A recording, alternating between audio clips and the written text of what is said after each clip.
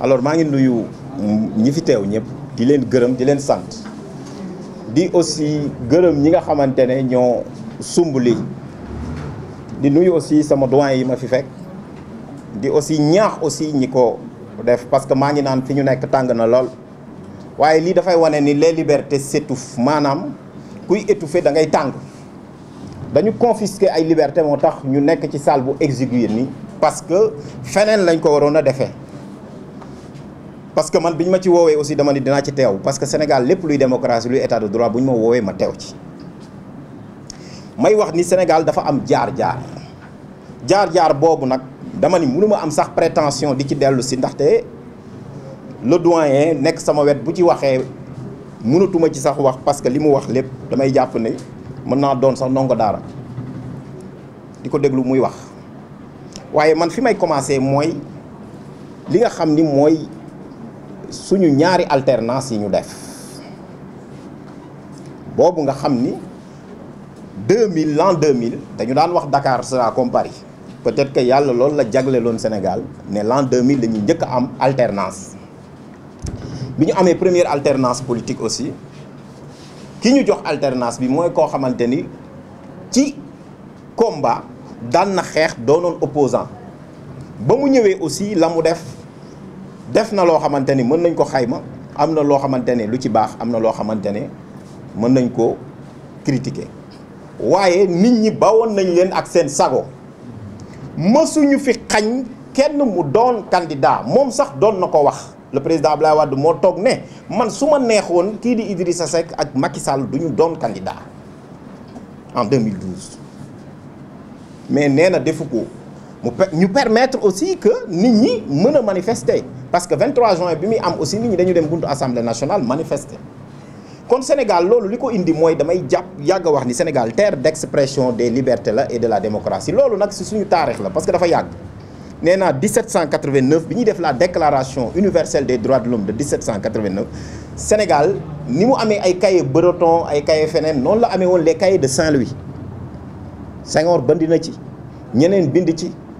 le professeur Mamadou Diouf bind na ci man bi may jàngalee à La Rochelle dem naa ba gis ci un papier dans un colloque en 1989 ma jël ko photocopier ko jàng ko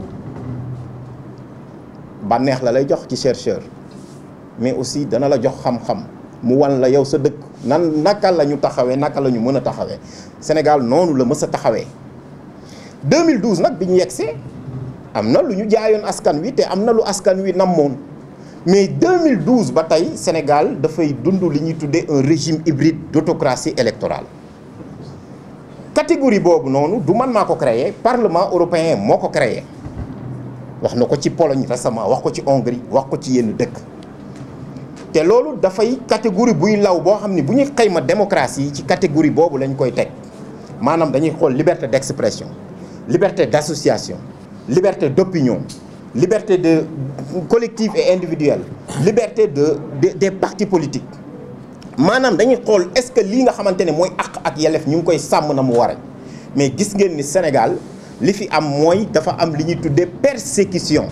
man bëgguma utiliser mot persécution parce que article 2 bu statut de la Cour pénale internationale da koy qualifier de crime contre l'humanité parce que da ngay attaquer ay nit de façon généralisée et systématique en fonction de leur identité un parti ou bien Pastef les patriotes ils sont attaqués en fonction de leur identité politique l'opposant Ousmane Sonko actuellement est à l'hôpital il a été arrêté c'est quelqu'un koo xamante ni il est persécuté il est obligé tout simplement de faire une grève de la faim plus de 1062 détenus politiques ñi nga xamante ni ñooñu ñëpp dañu leen a jàpp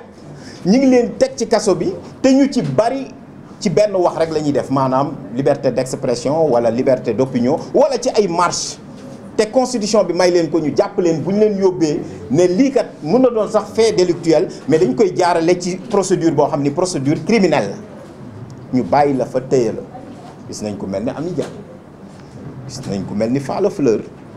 gis nañ tey ku mel ni Fadilou Keïta gis na mënoo lim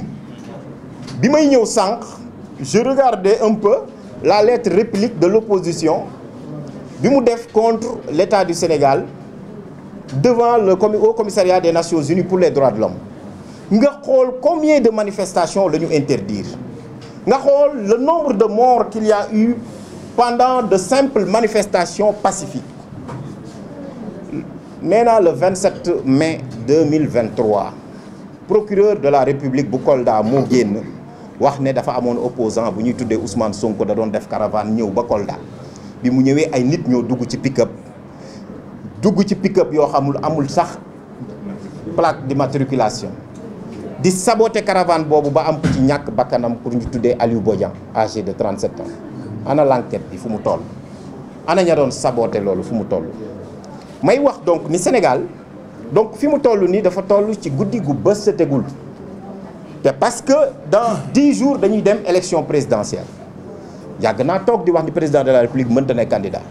te xamoon na ko parce que ba ñu koy wax aussi ci yoon lañ ko teg tey nekkul candidat ñi mu war a àndal mënuñoo nekk candidat joxe gu ñu seen candidat te ci fii ak fukki fan dañuy commencer opération bu ñuy tuddee parrainage te élection présidentielle fii moom mooy l'élection maire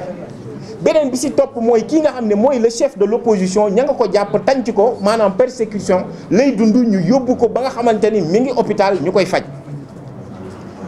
lii nga xamante ne mooy parti Pastef nga xamante ne dañu jël ni dissoudre nañ ko mu am ay 1000 et quelques détenus ñu teg leen ci kaso yi loolu nag su amee dañuy jàpp ni Sénégal li nga xam ne mooy identité constitutionnelle am moo naam li muy bàkkee boppam Sénégal day bàkkee boppam ni état de droit la ak démocratie état de droit ak démocratie nag mooy ñaari tànk yi téye Sénégal moom la ñuy tuddee les deux mamelles yi nga xamante ne moom la ñu am Sénégal ci bitim réew du jaay dara. parce que Sénégal li ñu ko xamee mooy dëkk boo xamante ni nii démocratie moo fa war a dox ak état de droit loolu ko jox doole ji mu am ba nga xamante ne tey jii bu taxawee dans le concert des nations bu waxee ñëpp dégg ko nee naa ba ñuy teg sax cour pénale internationale américains yi dañoo ñëw russes yi ñëw ñëpp ñëw mu am les pays like mine nga xamante ne ñooñu c'était les états pilotes Sénégal leen jiite woon moo tax Sénégal moo njëkk a ratifier le statut de la cour pénale internationale. kon tey bu ñu demee ba Sénégal googu njëkkoon ko ratifié ñuy jël plainte di ko yóbbu cour pénale internationale war nañu xoolaat suñu bopp ne am na foo xamante ni quand même yegg nañ fa war nañu delluwaat li ma mën a teerale nag di ko tënk mooy Sénégal dëkku liberté la musuñoo dem élection ñuy xañ kenn candidature am sauf que su fekkee ne dafa am loi bu ko teg boo xamante ne ce n'est pas une fraude à la constitution wala loi boobu du fraude à la loi électorale. beneen bi ci topp aussi Sénégal dafa am ay nit yu ko mës a mandargaal mës ko jëmmal ñuy de grands hommes intègres ñoo xamante ni seen i nawle duñu leen xañ seen àq ak yelleef seen i doom seen i sët seen i jabar tey jii am na sax lu ma waxul bi ma koy wax en français on a des élus de la République ñoo xamante ni ce sont des maires arrêtés et mis en prison alors que ils présentent toutes les garanties de représentation pour pouvoir donc ñëw di wuy si et cetera. et boobu soxorte boo ko gisee da lay wane ni nous sommes dans un régime de terreur et un régime de terreur nag dafay remplir dangereusement mooy li ma doon wax sànq un régime hybride d'autocratie électorale kon tey jii nii l'heure est grave la situation est très grave donc maa ngi leen di gërëm di leen sant